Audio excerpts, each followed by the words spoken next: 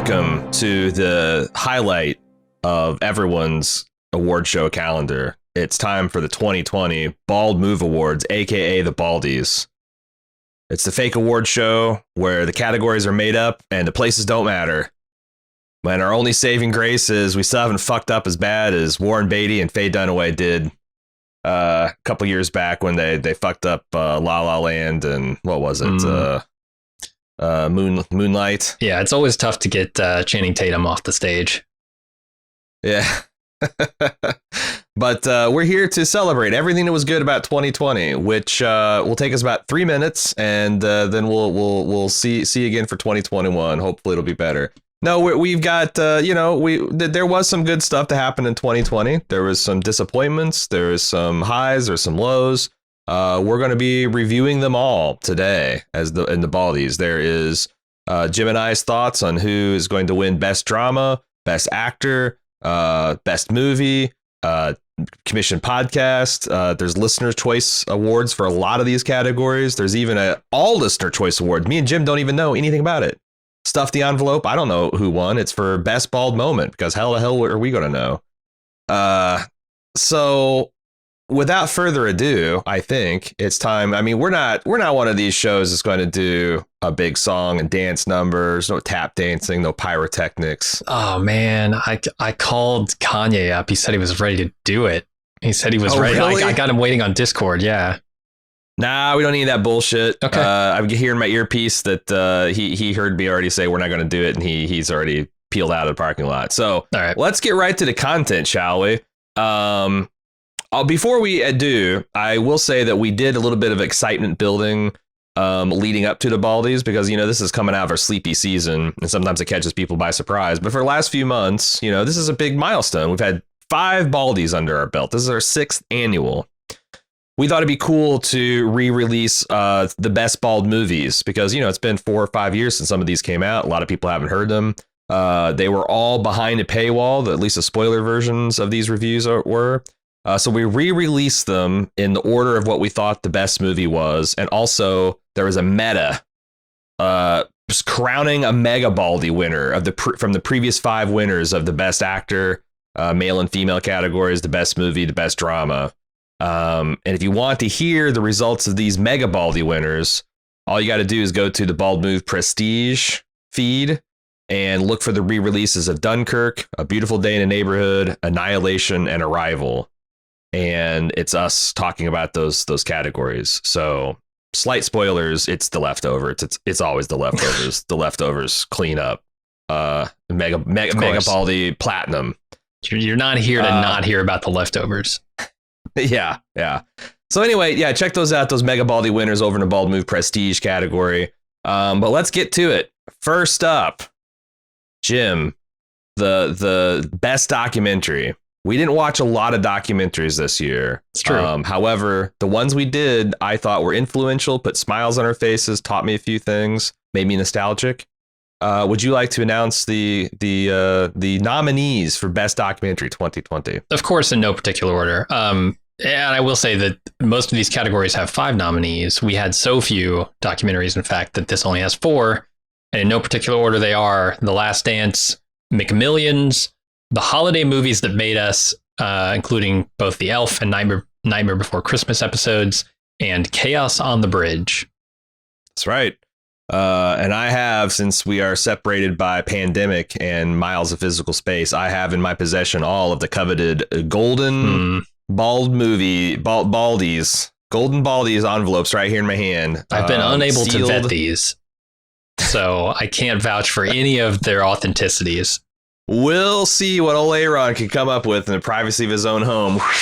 We're ripping this thing open. Best documentary of 2020.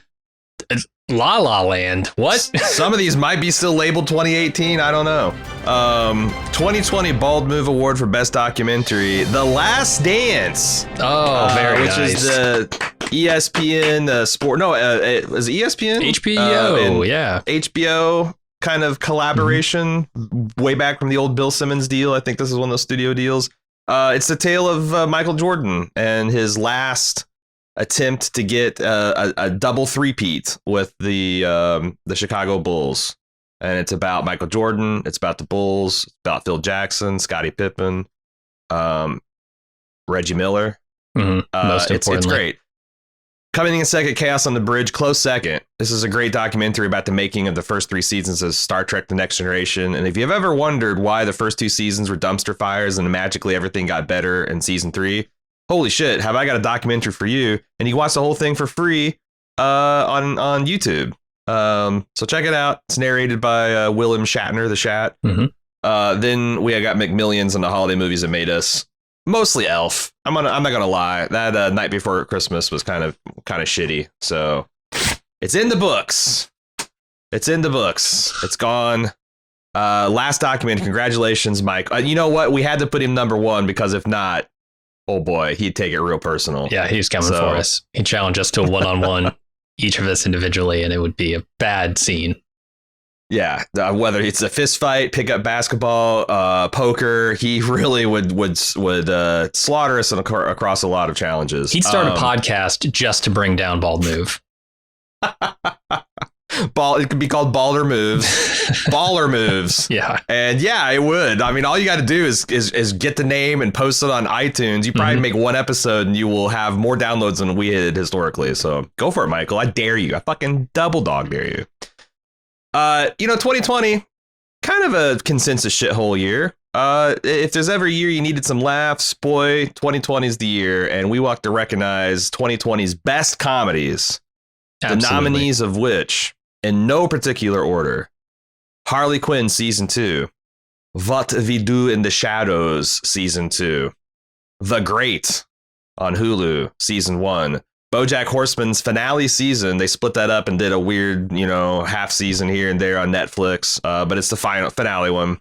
And Rick and Morty Season 4B, eligible because, again, it's the new hotness. That's the old hotness, splitting up seasons and movies and putting them in different financial quarters. So yeah, it's time to find out who took home the gold for comedy. Again, I'm going to draw the envelope and see best comedy. Rip it open. And here we go. Here we go. 2018's Bald Move Award winner for Best TV Comedy and Listener Choice Awards. For the Bald Move side, What We Do in the Shadows Season 2 is the winner of the best TV comedy. Congratulations, What We Do in the Shadows. Boy, we've heard for so long we need to get on this show. And I've always heard that the movie is really good, and I just decided to mainline it all. I watched both seasons and then the movie. Jim watched the movie, then both seasons. It's a great year for vampire comedies. What can you say? Following with Rick and Morty at number 2, Harley Quinn. Check that out on HBO if you want a really good adult cartoon that's funny. BoJack Horseman at number 4, and then the Great Season 1 at number 5. Would you like to know the community winners? Absolutely. Schitt's Creek, number 1, the listener's choice. Wow. We got to give it up for Schitt's Creek. 19% of the vote. We had hundreds of people respond in this final Bald Move survey. 19% Schitt's Creek, then 16% What We Do in the Shadows. We're pretty simpatico with the listeners. Okay. Ted Lasso, that asso, made me love him this year and also took home 14% of the listener choice vote. Followed by 8%. Dave? The fuck is Dave? I don't this Dave stuff. I don't know. Dave? I love this award show. This show? What the fuck is this show? Yeah, I'm telling you, a lot of those old actors and directors and stuff, they don't know what the fuck they're talking about too, but they just pretend. They're reading off a teleprompter. And Upload, 6%. I heard Upload was decent. You watched an episode or two of those, right? Not my flavor, but sure. It is now in the books, and that's it for Best Comedy of 2020. Thanks for making us laugh, everybody. Oh, yeah. Moving on to the biggest disappointment. Do you want to explain this category and then run down our nominees? Yeah, I mean, biggest disappointment is kind of exactly what it sounds like. It's things that we were hyped for this year, that we either saw a trailer for or we had known the property already. It's just stuff that had a lot of hype around it that we were excited to engage in because these aren't all movies or TV shows. And turned out, they didn't live up to the potential, the hype that we created in our own minds. So let's go ahead and run down the nominees in no particular order. We've got Run. Explain some of these as we go too, like who they are and what they are and all that kind of stuff. Run, which is I don't know, Domhnall Gleeson and Meredith Weaver. Some Merritt Weaver, yeah. Whatever. Like I said, what the fuck is Dave? Who the fuck is Merritt Weaver? No, I don't know much about this. I think you were more hyped for this than I was. Certainly. Yeah, I was super hyped because I was a big Merritt Weaver fan, and it looked like a really fun, kind of sexy rom-com, and maybe it turned into that. But the first 3 episodes turned me off, and I was disappointed, and I didn't come back to it. So, also losing Cecily this year, big disappointment. Yeah. We hired our first employee and fired our first employee, not in the same calendar year, thank God. That would just be ridiculous. But in the same kind of like annualized year, and it's not great. Not great. Speaking of annualized years, 2020 is one of the biggest disappointments this year. Not a movie or TV show, just the fucking year. Yep. Another year, Cyberpunk 2077, one of the biggest disappointments this year. And then finally, what we've listed as Bob Loss, which just means the Bob Ross show left Twitter, and therefore you were unable to do the Bob Ross Competitive Painting League and continue that series, which was a lot of fun. Start of the pandemic, me and Cecily was doing this pseudo sports show, commentating on Bob Ross on the watch parties for Twitch, and Amazon just let Bob Ross slip out of its grasp. One of those happy little mistakes they made really broke our heart. Are we ready to find out the winner, Jim? I'm ready. All right. Here we go. 2020's biggest disappointment.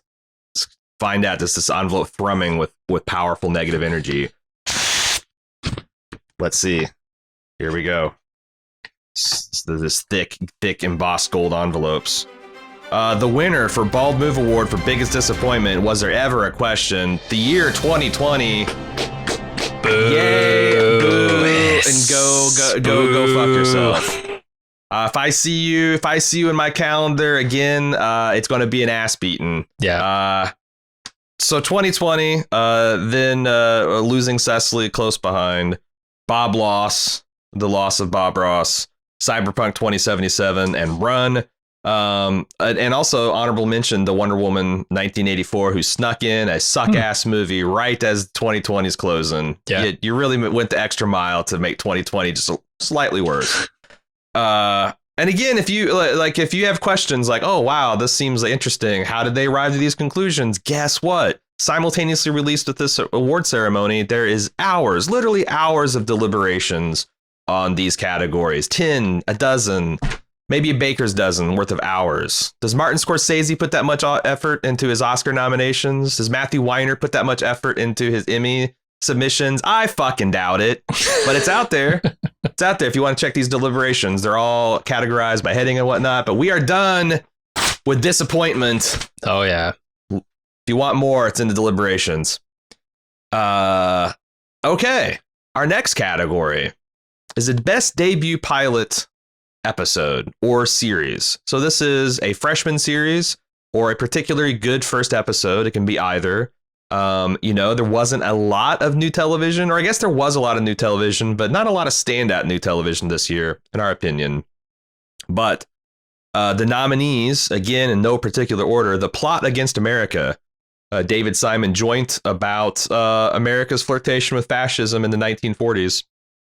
The Third Day, a Jude Law joint where he loses his child and goes to an existential crisis by way of joining an island-based cult, and all that it entails. The devs, or just devs, I'm sorry. Alex Garland wrote another kind of mind-blowing sci-fi tale of, what is even the future and destiny and fate. Star Trek Picard, season 1. Hey, you know what? Picard's back. We like Star Trek. He did a thing. And then Lovecraft Country, a searing look at racism seen through the lens of the occult and Lovecraft on HBO.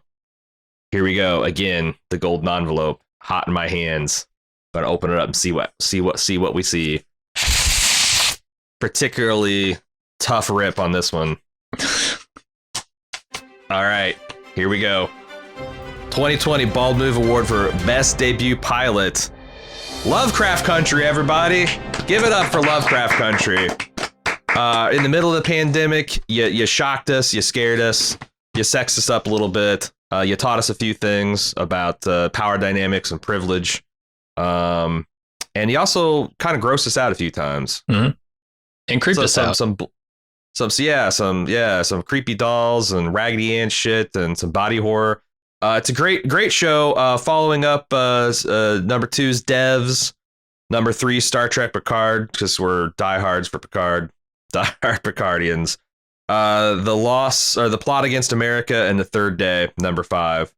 For the community, for the Bald Move Community Listener Choice Award, Best Debut Pilot, Devs, with a whopping 41% of the vote. My God, Alex Garland got to be proud of that kind of penetration. 2/5 of all Bald Move people agree Devs is best, followed by Lovecraft Country at 27%, no slouch. Raised by Wolves, barking in and howling at 10%. Star Trek Picard scraped by with 8%, and The Third Day managed 3 days, 5% of the vote. So that's how it goes. You know, we're pretty in sync. We were number 1 Lovecraft, number 2 Devs, and by pretty fair margins, to be honest. And the community was Devs number 1, Lovecraft number 2. You gotta love that. Yeah. And that is that for best debut pilot. The rest of their choices are totally suspect, but those first 2 are good. Done with it. 4 out of 5. We agreed on 4 of the 5, if not the placement, but that's pretty good. Like that with our listeners. All Jim, right. we got another category. We do. Just a few more. But the one that's up next is Best Movie, and in the absence of any weekly television this year, boy, did we cover a lot of movies. More movies than I think we've ever covered. In total, 68. This is almost twice as many individual movie reviews that we've done in any other year. It was kind of a sick, crazy year. And that's a year without first run movies. So that's a lot of movies. We did bring back commissions, which helped stack the deck a little bit toward the end. But we also made an effort to go back to some of the classics that we hadn't covered yet. Just movies that we love. And we pumped out more than a movie a week this year. Yeah. And I will say that there is... we had to make some tough calls because this is such a weird year, kind of similar when the Emmys have a strike shortened year. The sport ball stuff they got to make some compromises. We decided to, out of all the movies we recorded, we're going to give primacy to the ones that were as close to first run movies, things that were late in 2020 or late in 2019 or came out in 2020 and were relatively new. So the top 10, like this is not the top 10 best movies we saw this year. This is the closest we could come to a best bald movie, first run bald movie award. So we gave extra weight to the things that came out very near or during 2020.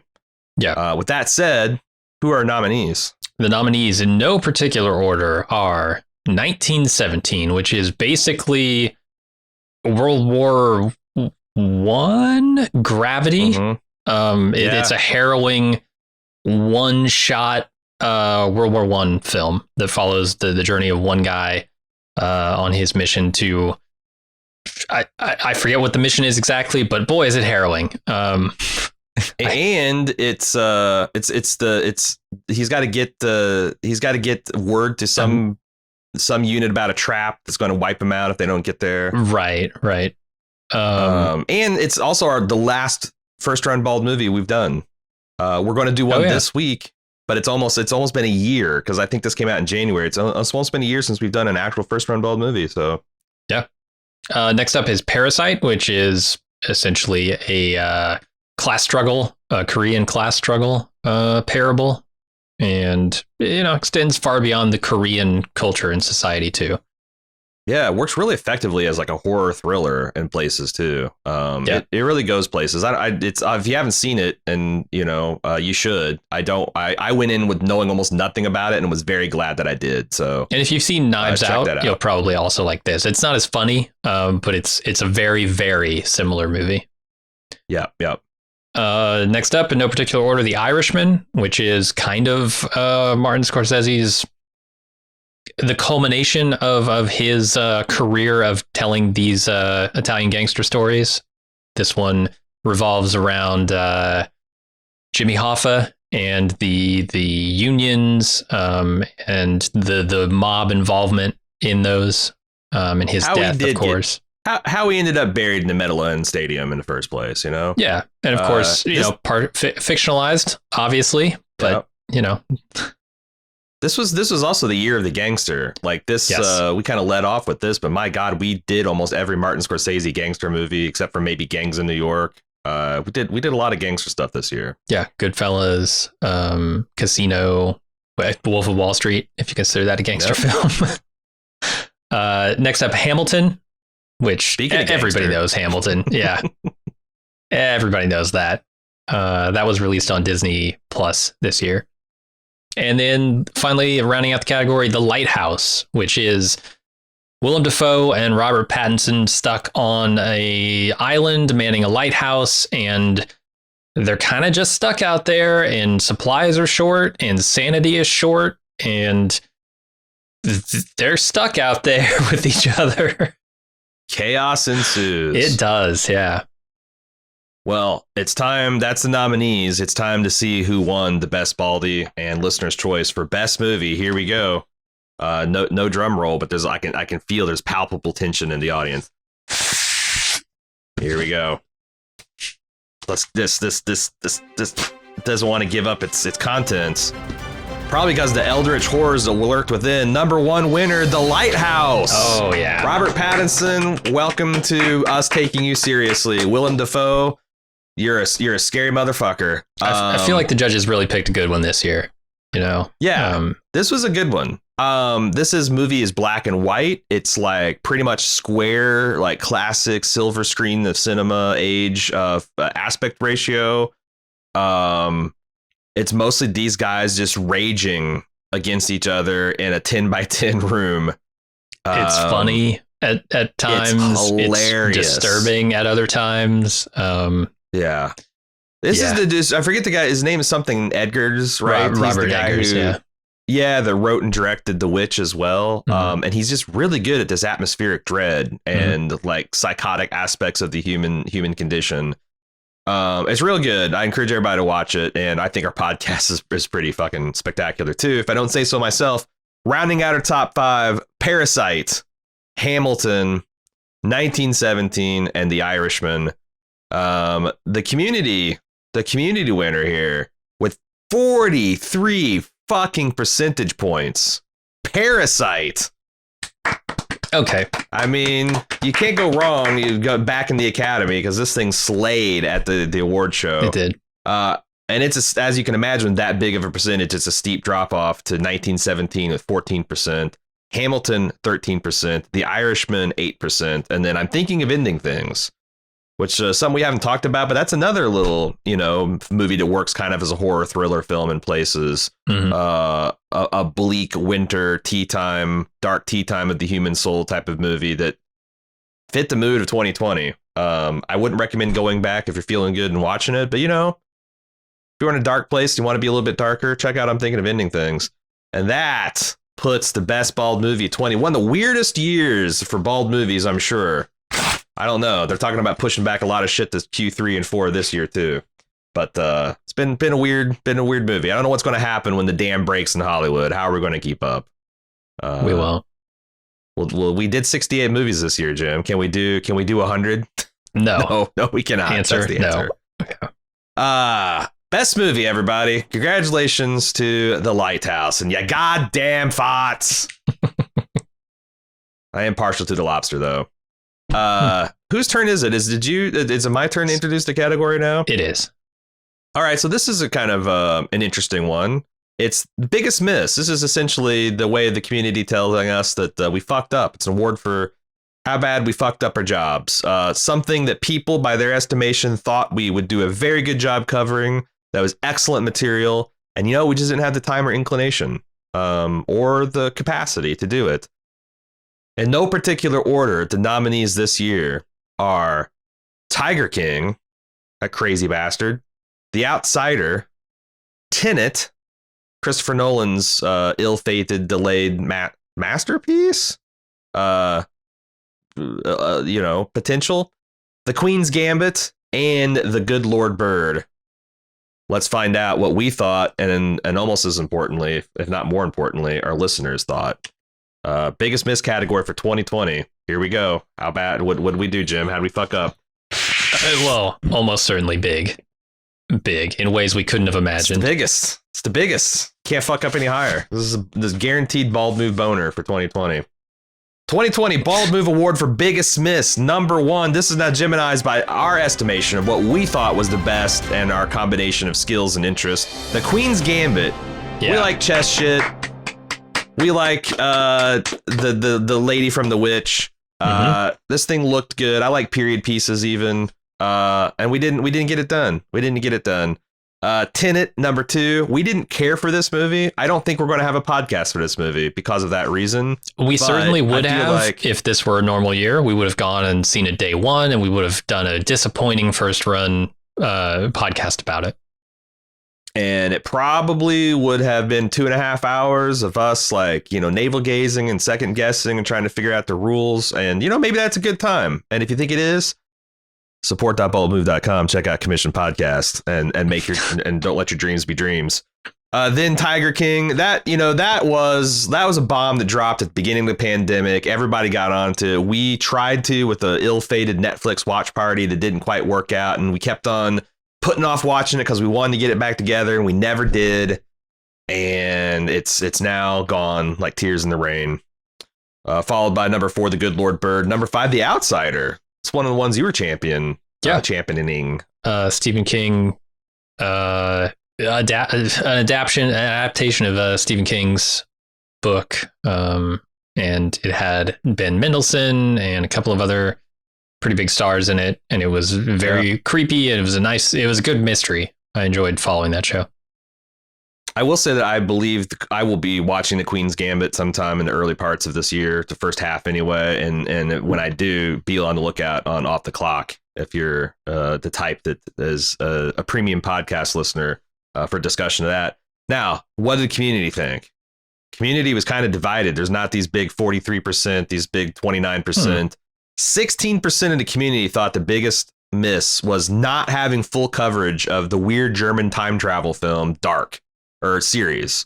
Now, yeah, it's tough because this was the 3rd season. Yeah, and we did 6 hours of Dark coverage with the lead up season 2. I brought on my buddy Kim Renfro to talk about it because she's really ate up with it as well. Me and Jim watched all 3 seasons so we could catch up to the final season and have some coverage. So we didn't. It wasn't like a full miss. It was just a partial miss, but it was enough that people thought, oh man, what if? And I'll give you another what if. What if Netflix released this a week at a time? Mm-hmm. It would have the Dark subreddit would be 5 times bigger. The audience would be 3 times bigger, and we'd have these sprawling 2-hour podcasts for every episode. So what are you going to do?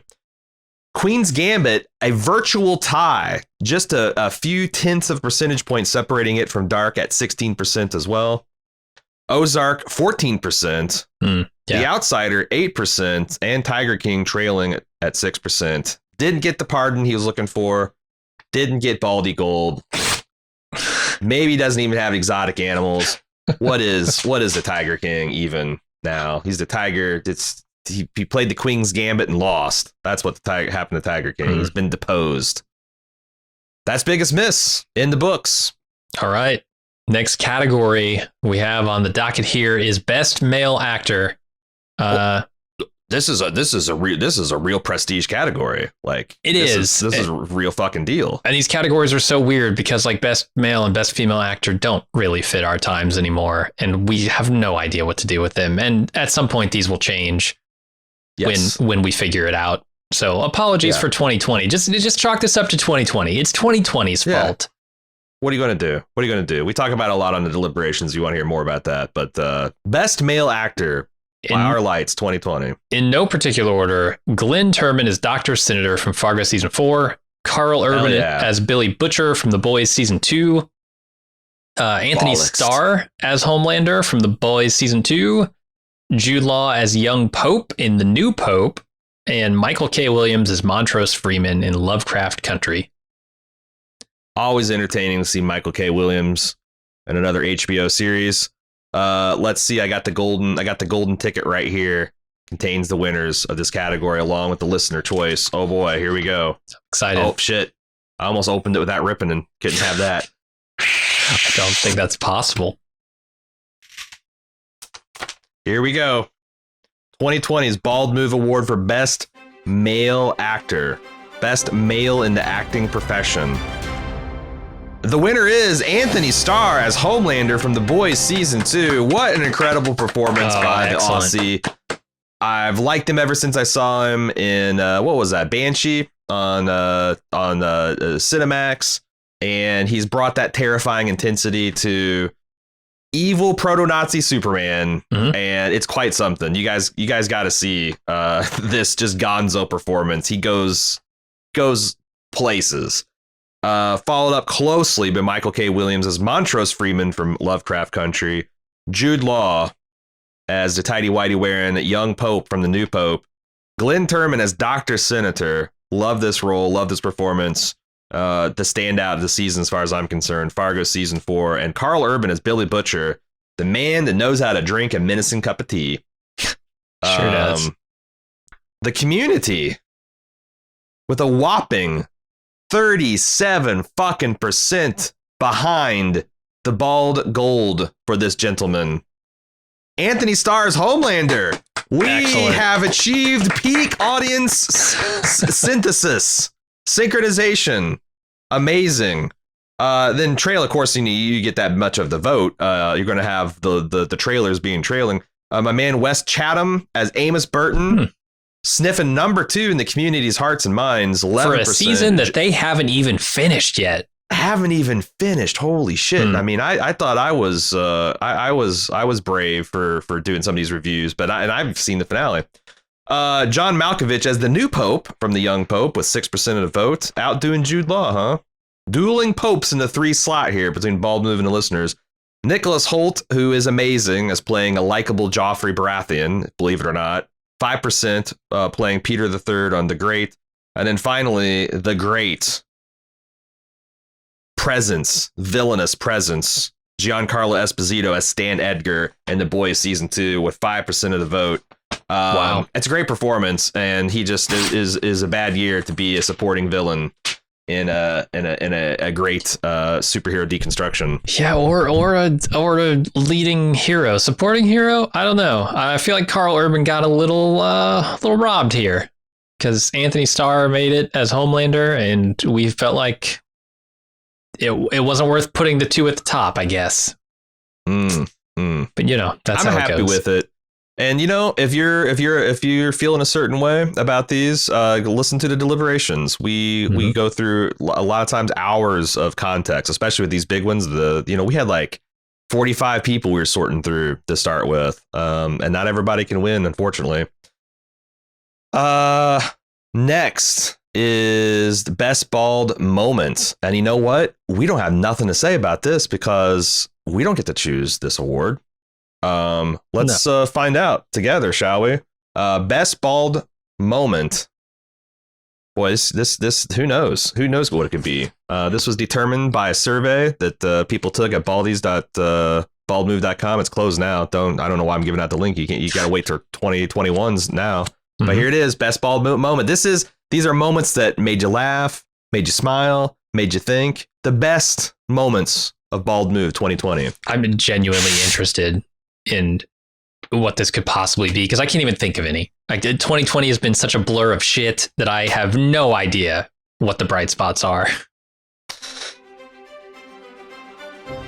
1/5 of the Bald Move community, 19%, says the return of The Walking Dead in 2020 is the best bald moment. Wow.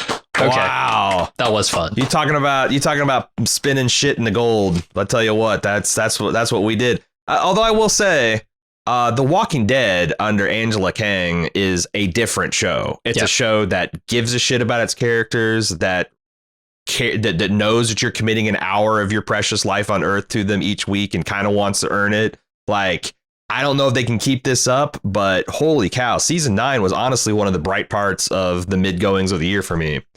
Truly found it kind of inspirational in places. Living through an apocalypse. Then nipping at its heels with 17% of the vote, the Lord of the Rings podcast collectively. Okay. We're near and dear to a lot of people's hearts. Got a lot of positive feedback about that. A lot of interaction. I really thoroughly enjoyed doing them. Then 13% of people found it the best moment that we found the way to stay alive during 2020, the pandemic, the economic setbacks. As human beings or as a company? I think as a company. Although since we are the company, I assume that the humanity of us went in there at some point too. 10% of folks thought Sci-Fi Sundays were the best bald moment. Nice. And we've had a hell of a lot of fun. Those are going nowhere in 2021. Mm-hmm. They're going to be still here every Sunday at 8 p.m. We're watching some Star Trek and we're finishing up The Expanse. But as soon as we're done with that, we're going to start on some great science fiction movies. We watch them live with the Amazon Watch Party technology. If you go to twitch.tv/baldmove, as long as you have an Amazon Prime account, you can synchronize and watch the thing with us. It's something we've been wanting for years and years, and now it's here. Finally, the Christmas streams. Very popular, very heartwarming. 8%, almost 1 out of 10 of bald movers thought that those were the best. I got a couple others. I actually got the top 10 if you're interested to hear. Yeah. Contagion podcast. It's started in pandemic. People described it as thoughtful and interesting and informative. And is number 6. Number 7, Corona rice. Where on lunch I revealed I panic bought a 50-pound bag of rice. I got about 5 pounds of it left. So wow. I learned a lot of rice dishes in 2020. 6% of people like Corona rice. Getting a chance to catch up and work through your back catalog. We're getting into the weeds here. 3%. This is still the number 8 response. I actually got a lot of feedback from the people are like going back and going through their old favorites or things that they've always wanted to. There's not a lot on. Like, that's kind of cool. Mm-hmm. You're making it is what it is. Number 9, the girls getting to do their own pod on his Dark Materials are continuing the good work on that. And finally, it would show up somewhere at the list. And these are all kind of virtual ties. They're all just a few percentage points at 3% separating each other. The Groundhog Day marathon of 2020. Nice. Those innocent days when we thought the Australian subcontinent being on fire was the worst problem we'd have to deal with in a year. Best bald moments. Congratulations to everybody. Absolutely. I'll take that as an absolute win. All right. Now we're back on another, holy shit, almost virtually back-to-back prestige categories. What do we got, Jim? Well, we've got the best female actor. I guess I'll just run down the nominees in no particular order. You know them, you love them. Cecile DeFran. You gave me this category on purpose, didn't you? Cecile. I just think it's funny that the 2 weeks doing this and you still haven't figured out how to pronounce some of these as names. Sophia, the new Pope. Journey Smollett as Letitia Letty Lewis in Lovecraft Country. Ludivine Sagnier as Esther in The New Pope. Wunmi Mosaku as Ruby Baptiste in Lovecraft Country. And Dominic Tipper as Naomi Nagata in The Expanse, Season 5. Mm-hmm. Your Beretina, my Beretina, everyone's Beretina. Here we go. Female category, the best female actor. This was delivered to me in gold press latinum by the Grand Negus himself. Said, I'm interested in your best females. And we got him, Neg. Just wait. Keep. Chill your lobes out. Cheer your lobes out, old man. 2020's Best Bald Move Award for Female Actor. The winner is Wunmi Mosaku as Ruby Baptiste from Lovecraft Country. Oh, yeah. That's a good one. It's really tough because the women are just doing the top 5 is who's who of women that did some really tough, challenging work in 2020. Mm-hmm. And it's kind of a toss up between Wunmi and number 2 at Journey, Smollett as Letty Lewis from Lovecraft Country. We gave the nod to Wunmi essentially because I just think she had harder work to do. Yeah. Like some of the body horror she had to do, some of the sexuality she had to express. The sentiments about, you know, the position of a black woman in the 1950s trying to get ahead. It's just all excellent. It's completely excellent. And again, Journey Smollett at number 2 for her work on Lovecraft Country. Cécile de France as Sophia from The New Pope. Dominic Tipper, Naomi Nagata, her best season yet, and yet there was so many others doing so even better stuff. Number 4, and then Ludivine Sagnier as Esther from The New Pope.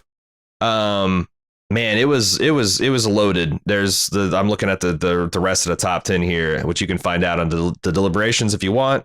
What did the community think? Good 1 question. Out of 5 bald movers, 19% said Dominique Tipper could not be beat as Naomi Nagata from The Expanse, which I love seeing The Expanse getting a lot of love. You know, my man Wes, my lady Dominic. That sounds very Fedora tippy.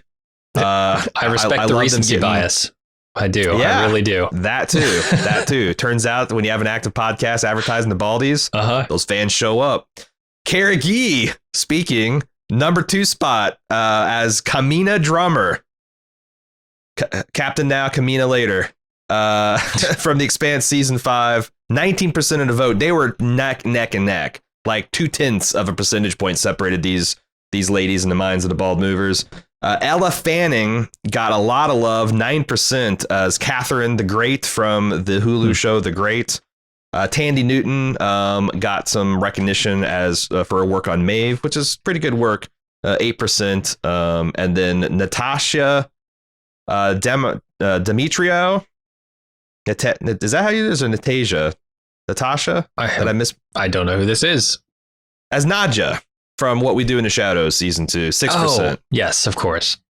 The funny vampire lady. She was really good. She's great. In fact, the fact that she got the number 5 spot in essentially a category dominated by drama folks is pretty amazing. Actual there we go. Sound. An actual rip sound. I guess I could have saved these notes to do the. No, I'm actually ripping these envelopes. What are you talking about? This is actual bullshit. You think I'm doing Foley over here? Come on. Fair. I can't award see for you. best envelope rip. Biggest surprise. Okay, so there's a category. Surprise. It's things that we didn't expect that caught us by surprise and delighted us. Things that we maybe actively doubted and turned out better than we thought. You know, the sensation of surprise. I'm sure you're familiar with it.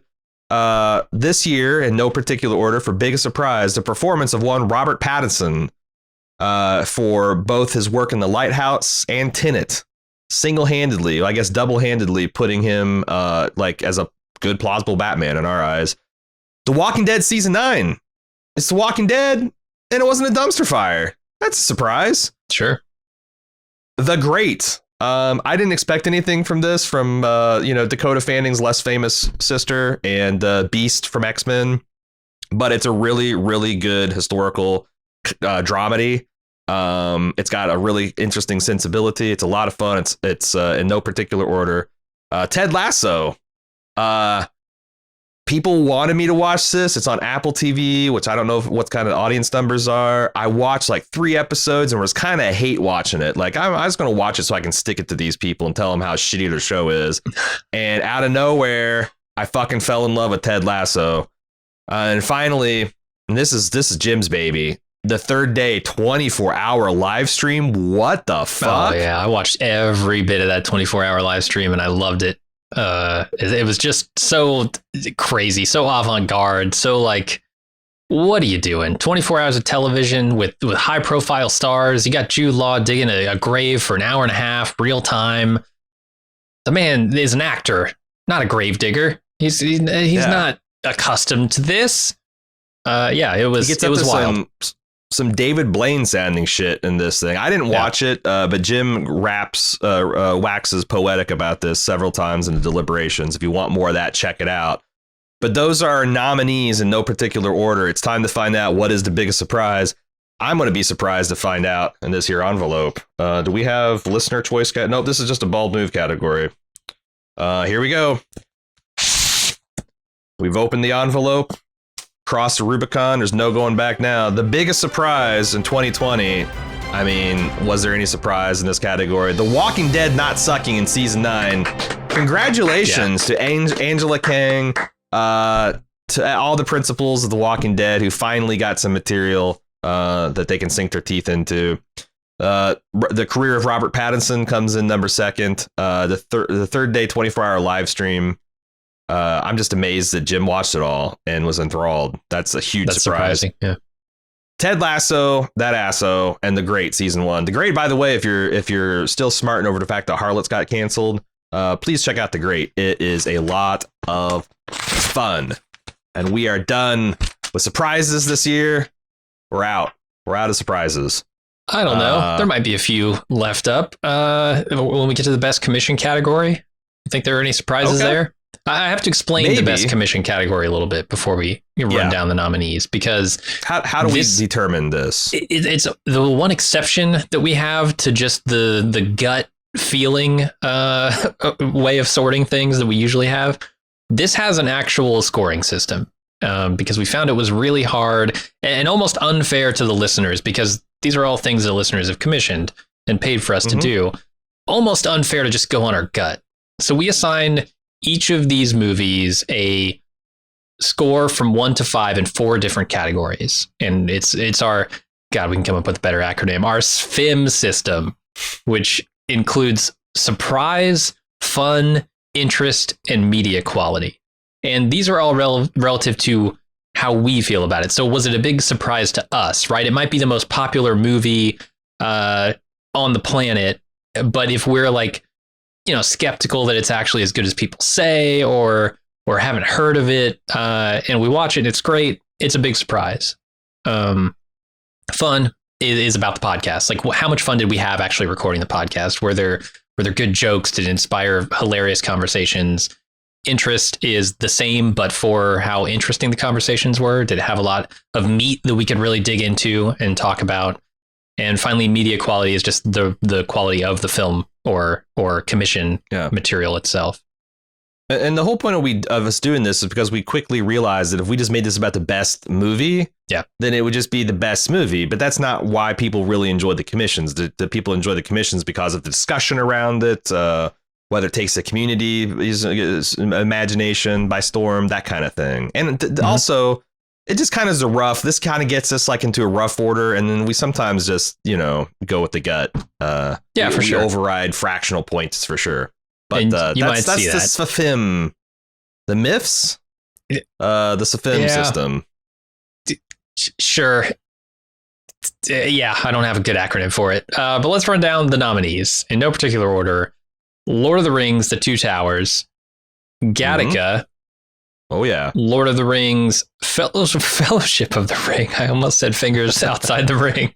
Fingers outside the ring. Yeah, go look at our deliberations if you want that. Lord of the Rings, The Return of the King, and Chaos on the Bridge. Oh, boy. What is going to be the best commission? And this, again, is another one. I meant to throw, this was supposed to be a listener choice one as well, because I'm always curious to see what people thought. And I was reusing the 2019 survey, and I just left it off. I'm so sorry. I'm so sorry. Just save this in mind for worst disappointment of 2020. Biggest miss 2020. Just run it 2021. Just run it back and the listeners will agree with us on this one. I'm sure of it. All right. Here we go for the best commission for 2020.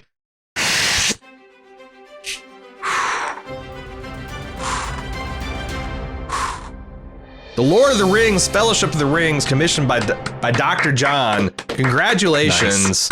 Nice. This would not only set off a 2.5 hour epic, because no one knew that at the same time that Dr. John was thinking of commissioning this, I was at that very moment watching all the expanded editions and all the Blu-ray materials on my brand new Blu-rays. And I was fucking ready to go. And no one knew that this is one of the few exceptions to my no fantasy rule that I have. Lord of the Rings, the movies, I actually love these. Not as strongly as, a lot of Lord of the Rings fans, but I like them. They're good films. Then we also had Chaos on the Bridge. The Lord of the Rings, The Return of the King, Gattaca, and The Two Towers, just dominated by Lord of the Rings, J.R.R. Tolkien goodness. And there you go, Lord of the Rings, congratulations, and thanks to all our commissioners this year. Can't wait to see what people come up with. We already have like 3 commissioners lined up for 2021. Can't wait to see what people come up with. And if you are interested in a commission podcast, slip a little ad in here. This is commercial free for the most part. Support.baldmove.com. Check commission podcast. And that's it. That's it for 2020 commissions. High risk, high reward. It's another category that was kind of sparse because people weren't taking chances this year. Jim and I, least of all. But this is to describe this. This is you've got a situation where nobody's expecting more of a thing. You know, you got a beloved classic. Let's say Blade Runner, for example. No one's expecting you to dust off and make another Blade Runner. If you do and it doesn't suck, that's a high risk, high reward category.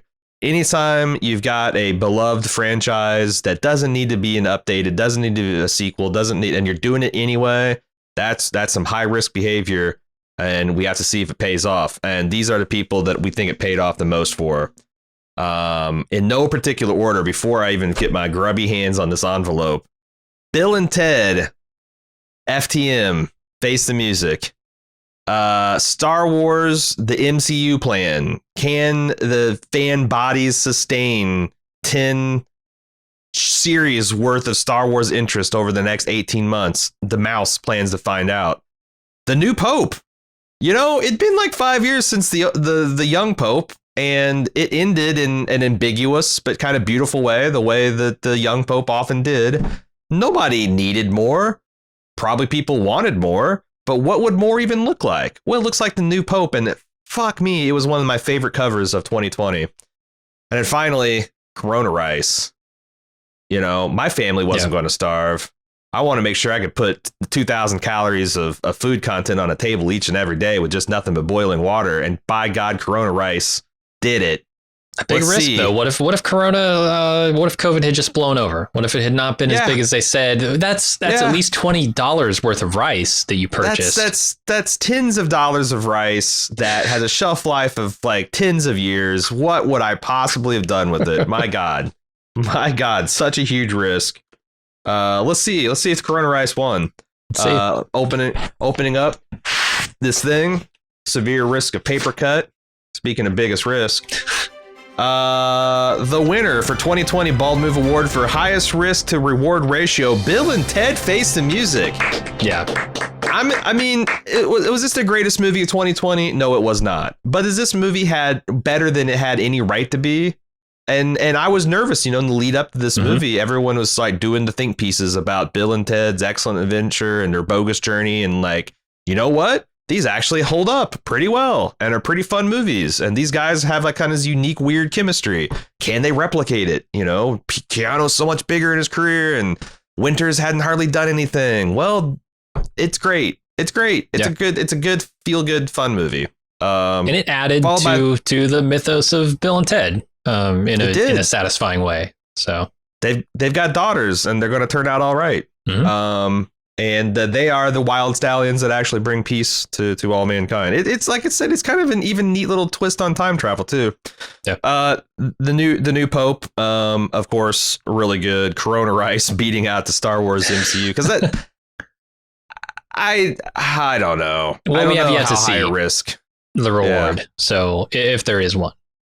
Yeah, I imagine just the toys and Lego sets and video games alone of 10 different franchises is going to... It's a much better strategy than one movie a year that half of the fandom hates, you know? You can get by one show a year that fandom hates if there's 9 other ones that they love. So that's it for the highest risk and rewards of 2020. We'll see how this whole MC... That's the other thing. Is like this is kind of a premature high risk reward thing for the MCU because... Yeah. Just get out of my face with this risk reward stuff because it hasn't even come to pass. True. And that brings us to the last category of tonight's ceremony. Cue the music. This is where it comes in. Our most hallowed category, most prestigious. This is the reason Bald Move started podcasting, to do big big swinging dick and titty dramas. Putting them out there front and center. We have audience members literally meowing for this category. They want to know so badly what the outcome is. Crying out. Oh, God. Let's just get through this one real quick here. The nominees in no particular order are The Boys Season 2. I believe we've talked plenty about this. We did a whole show on it. Nope, not The Devs, just Devs. Just Devs. Lovecraft Country, The New Pope, and The Expanse Season 5. I'm dying to know. I'm meowing to know. There might be some controversy too, because new shit has come to light for one of these. This might be some real controversy. We'll see. Best drama. Boy, I can't wait to find out what people think. Here we go. Ripped open this envelope. The winner for 2020 Bald Move Award for Best TV Drama goes to Devs. Holy shit!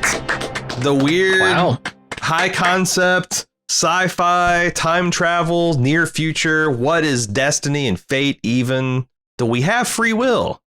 I don't know. I was compelled to pick Devs. That's all I know. All good questions. Also a good question. How is it that Best Debut Pilot reversed these two, Devs and Lovecraft Country? Well, you'll have to listen to the deliberations to find out. I think the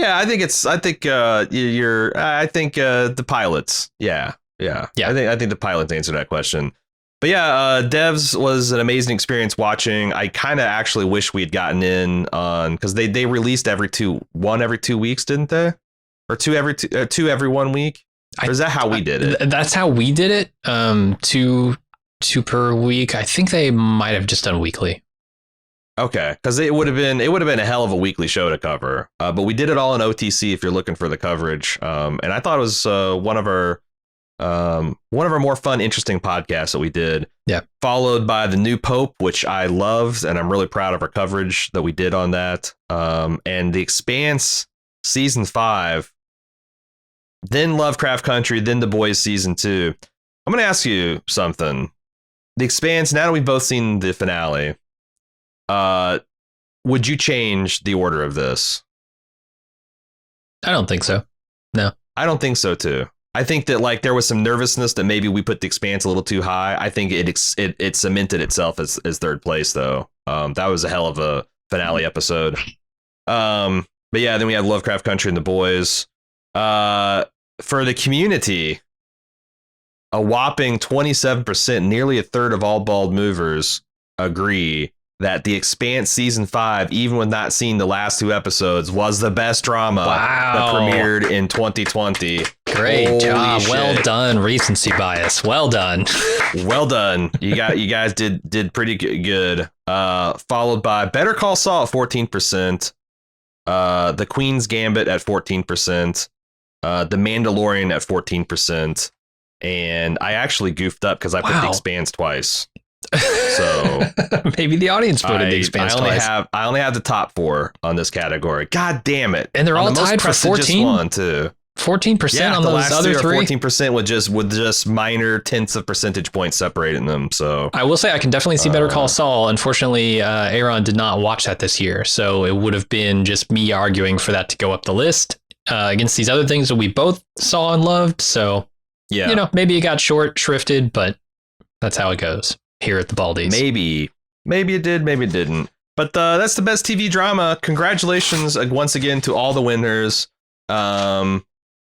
Yeah, 2021. I have no idea what this year is going to be looking like because it seems like the first half is going to be the same as we've had the last year. I was just reading an article where a lot of movie studios are thinking of pushing these movies that have been in limbo for going on a year now, including the James Bond, pushing them back to like late fall or even Christmas releases. But you know what? I'm not even scared because we got the Walking Dead season 10 in our back pocket.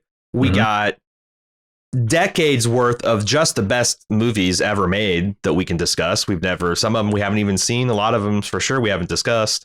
And there'll be enough new TV and returning TV that I think that we'll be able to keep the lights on and the bits flowing. Thanks once again for everybody who supported us this year, who listened to our podcast. Thanks for the hundreds of people that had their voice recorded for the Baldies awards, their preferences recorded in the annals of bald move history. And that's it. If again, I just cannot stress, if you want to hear us discuss more of these things in detail, because we really are pretty brusque moving through this. There are at least a dozen hours of us talking about these categories, and the biggest ones, dramas, comedies, actors, we easily went 2 hours on those. So there's lots more of this kind of agonizing navel gazing, trying to decide what's better than what. In the deliberations, who are all linked probably within the show notes and on the YouTube video description. So thanks again. We appreciate you. We can't wait to see what's best and worst, most disappointing and most surprising in 2021. And until then, I'm Aaron. And I'm Jim. Once again, give all our winners and competitors a big hand. We'll see you next year, everybody.